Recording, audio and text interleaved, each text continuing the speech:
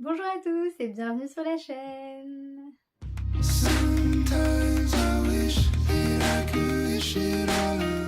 Aujourd'hui, on se retrouve pour que je vous parle de mes prochaines lectures, donc vous faire un peu une pile à lire des prochains livres que j'ai envie de lire. Parce qu'il y en a quelques-uns quand même qui me tentent beaucoup, donc j'ai fait une petite sélection pour vous en parler, pour aussi peut-être vous donner envie de les lire, pourquoi pas. Il y a un peu de tout et donc c'est des livres que j'ai très hâte de lire et aussi dont j'ai très hâte de vous parler parce que je pense qu'il y aura beaucoup de coups de cœur dans cette sélection. Je le sens, hein, donc on verra ça. Et on commence d'abord avec beaucoup de suites de sagas parce que j'ai acheté la suite de plein de sagas, parce que j'ai envie de les terminer évidemment, de les continuer pour celles qui ne sont pas encore terminées.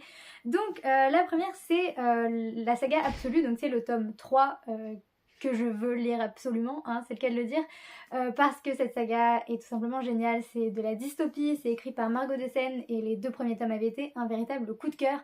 On est dans une ville qui n'ouvre ses portes qu'une fois par an pour que les mobilisés, donc les personnes qui ont été choisies pour entrer dans cette ville, y rentrent. Et en fait, leur mission, c'est d'aller détruire la créature appelée la chose qui règne dans cette ville dévastée. Sauf que les générations de mobilisés se succèdent et la chose n'a toujours pas été vaincue. Et dans le premier tome, on suit plusieurs personnages qui vont être démobilisés. Et on a donc plusieurs points de vue avec des personnages qui ont des rôles bien différents, qui vont se rencontrer. Bref, c'est tout simplement génial pour déjà l'ambiance un peu dystopie, hein, qu'on aime beaucoup. Et puis pour l'histoire très riche, très complexe, les réflexions, les personnages super attachants, mais qui évoluent. La psychologie des personnages, elle est juste géniale parce qu'on les voit changer et ça j'adore. Il y a beaucoup de points de vue, mais c'est toujours très intéressant de les avoir et en fait tous les personnages sont hyper plaisants à découvrir de cette manière. Donc j'ai adoré les 2 premiers tomes. Ce 3e tome me fait peur parce que c'est la fin de la saga, mais évidemment il faut à un moment donné que je la termine. Il y a des histoires de politique, il y a des clans dans cette zone en fait qui se disputent un peu, donc bah, cette ville dévastée. Bref, il y a des mobilisés vont découvrir pas mal de choses.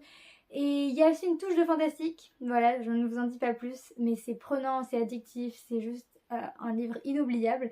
Et l'histoire est très riche parce qu'on n'est pas que dans cette ville dévastée, enfin, je ne dis rien, mais voilà, on a une histoire qui réserve bien des surprises et qui doit être lue si vous aimez la dystopie. Ensuite, c'est le tome 2 de Persona que j'ai très envie de lire, donc de Yelena. J'avais beaucoup aimé le tome 1 dont je vous ai parlé en début d'année, et là on est encore dans du fantastique, et on est dans la ville de Luxe, et on suit en fait des personnages Enfin, il y a des personnes dans cette ville qui reçoivent un pouvoir à la naissance et d'autres qui n'en ont pas, mais ceux qui ont un pouvoir doivent grandir dans des espèces d'écoles, enfin loin des autres en tout cas, et ils peuvent être utilisés entre guillemets pour réaliser des missions. Et on suit en fait donc notre protagoniste qui s'appelle Andrea, qui en fait est un persona et donc il a le pouvoir de changer en fait d'identité, même enfin de physiquement. Et il va embarquer dans une grande aventure, mais là aussi il y a des histoires de complot parce qu'au début c'est juste une petite mission, mais ils sont embarqués dans quelque chose d'encore plus grand. Et on a beaucoup de péripéties, c'est génial aussi, et j'ai adoré surtout l'univers, mais les personnages, et puis il y a beaucoup de diversité au niveau des personnages, des réflexions. J'adore la plume de Yelena, c'était juste magique à lire. Et le tome 1 se termine comme un tome 1 qui laisse une suite évidemment, donc je voulais à tout prix acheter le tome 2, ce que j'ai fait, et j'ai hâte de le lire, surtout qu'il y a un tome 3 et un tome 4 que j'ai commandé et qui arriveront plus tard. Donc une très bonne saga de fantasy qui mérite vraiment le détour. Puis c'est L'Hérédité trahie de Holly Black, évidemment que je dois découvrir. Je suis en retard dans ces livres. Holly Black, l'autrice du Prince Cruel, cette saga que j'ai adorée, une de mes premières découvertes, on va dire, littéraires sur Bookstagram, sur les réseaux sociaux littéraires. Et donc elle a sorti ce nouveau livre qui se passe dans le même univers, mais on est sur d'autres personnages, donc pas forcément besoin d'avoir lu Le Prince Cruel si j'ai bien compris. Bon, déjà le livre est magnifique, j'aime beaucoup, mais j'ai hâte de replonger dans cet univers. Et donc ici on est sur l'histoire de Vren, qui est une reine faille de 17 ans qui vit seule parmi les humains et qu'elle défend en secret des enchantements et des subterfuges de ses semblables, parce que dans le monde que crée Holly Black, on a les fae et les humains. Les fae qui sont des créatures immortelles, sublimes, mais assez terribles, qui en veulent souvent aux humains, en tout cas qui peuvent s'en prendre aux humains. Et qui peuvent le faire subir des enchantements, voilà. Et donc là, elle va rencontrer... Oui, bon, en fait, si maintenant que je relis le résumé, on a quand même besoin de lire la saga Le Prince Cruel, parce qu'un jour, donc cette héroïne va rencontrer le prince Shen, qui est le charmant héritier de la couronne de Domelf. Et ce prince Shen, on le voit dans Le Prince Cruel. Après, je ne sais pas à quel point on a besoin de connaître la saga, mais donc c'est un personnage qu'on découvre dans Le Prince Cruel, qui est donc le prince, l'héritier de Domelf, donc un royaume.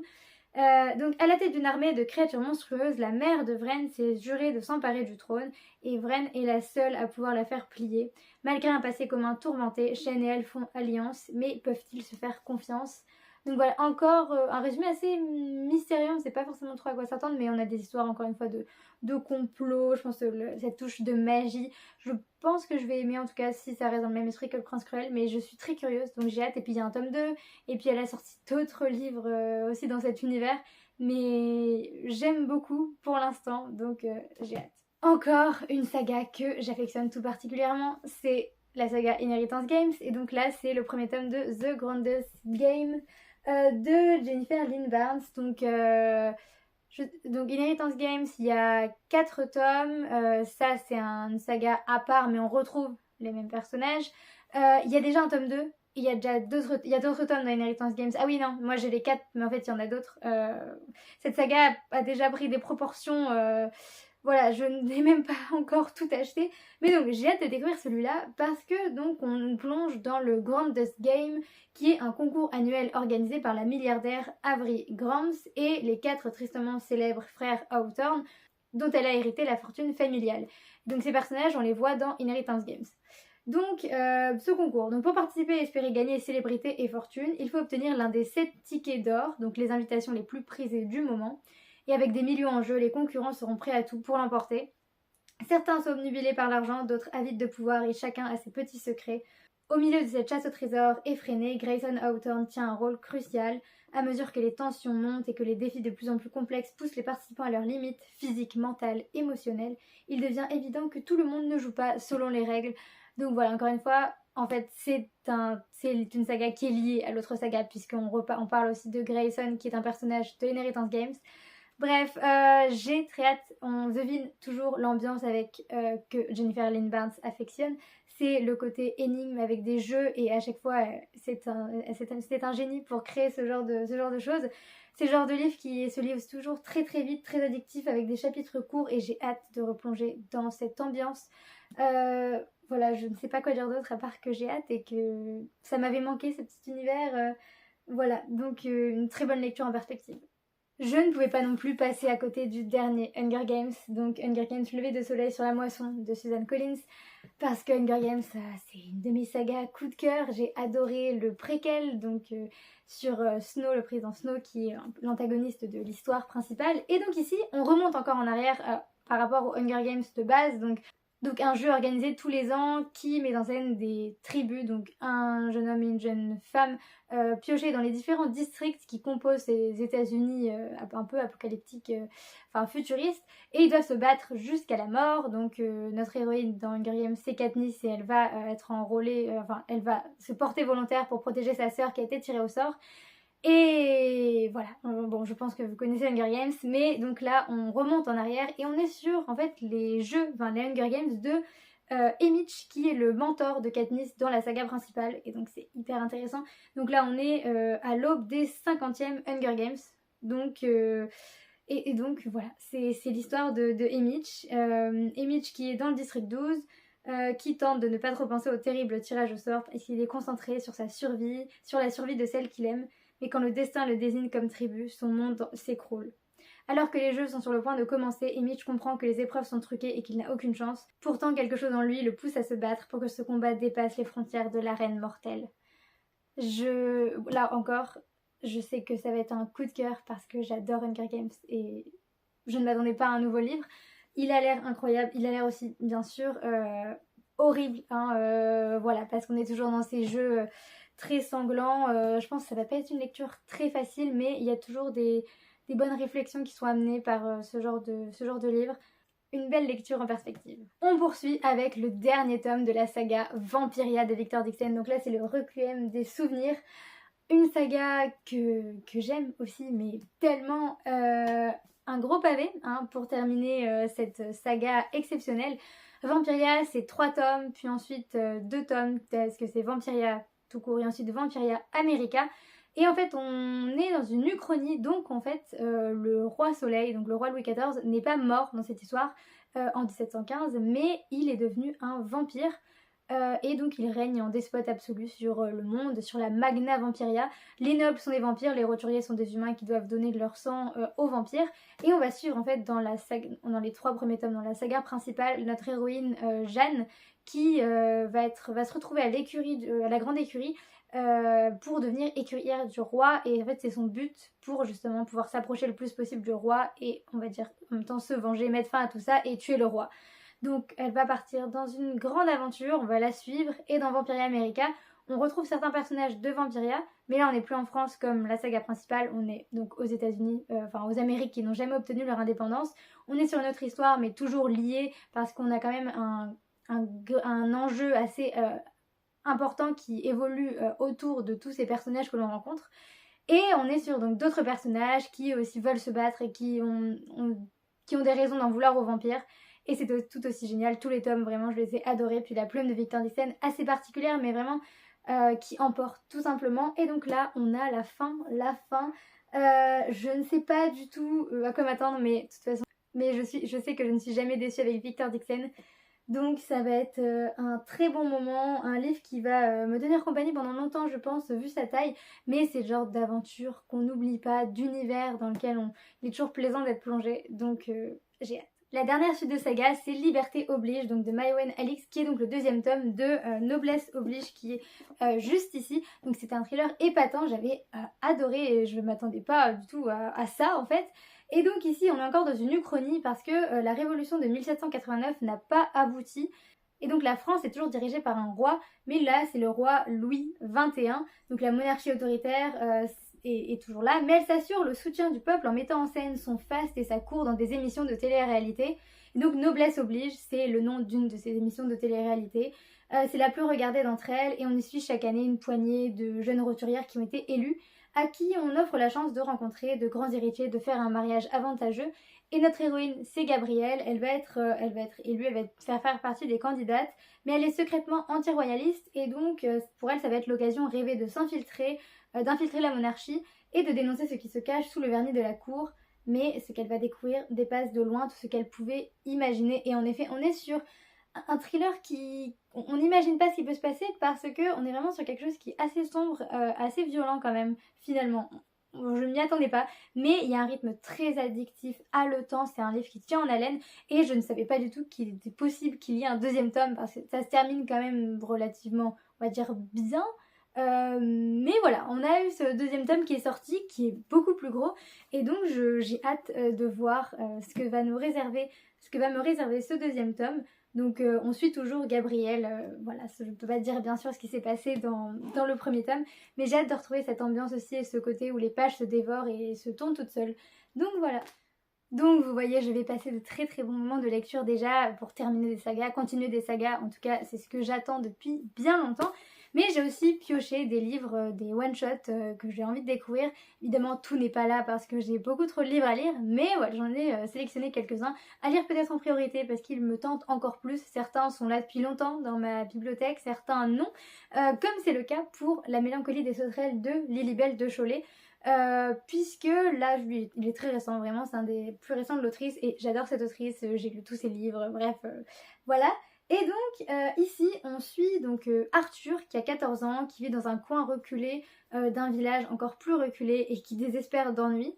Mais quand les Claroux vont s'installer dans la maison voisine pour les vacances, avec leurs 4 enfants et leur joyeux chaos, enfin il se passe quelque chose, donc il est tout de suite très content et il est prêt à tout pour être accepté, pour s'intégrer.